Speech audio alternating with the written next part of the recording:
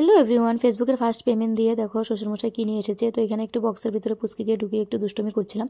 তো যাই হোক, এখানে এনেছে একটা গ্যাসের চুলো, তোমরা দেখতেই পারছো, আর খুবই সুন্দর ছিল।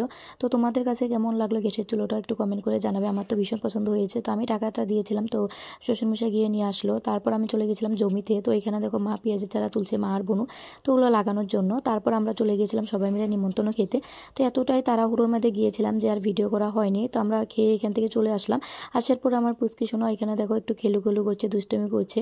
তারপর আমি না এই ফেসবুকের ফার্স্ট পেমেন্ট দিয়ে যাই গ্যাসের চুলোটা নিয়েছিলাম। আমার না ভীষণই খুশি লেগেছে, মানে কি বলবো, তোমাদেরকে বলে বোঝাতে পারবো না। তো যাই হোক, আমার তো একা সম্ভব নয়, তোমাদের আশীর্বাদ আর ভালোবাসা ছিল বলে আমি এতটুকু এগোতে পেরেছি, সেটাই আমার ভালো লাগছে। তারপরে দেখো আমি একটা শর্ট রিলস করে নিয়েছিলাম পুচকি সোনাকে নিয়ে।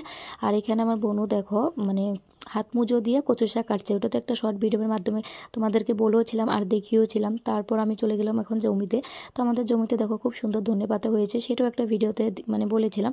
তো মা এখানে এখন পেঁয়াজের চারা লাগাবে বলে আরও কিছুটা পেঁয়াজের চারা তুলবে। আর আমি জমিতে গিয়েছিলাম কিছু ধনেপাতা আনার জন্য, কারণ রাতে রান্না করবো, তো তার জন্য আর ধনেপাতা লাগবে। তো ধনেপাতা দিলে তো সবজির টেস্টটা আরও বেশি হয়, তাই না? তো আজকের ভিডিওটা এই পর্যন্ত। ভালো লাগলে লাইক করে দিও। চল টাটা।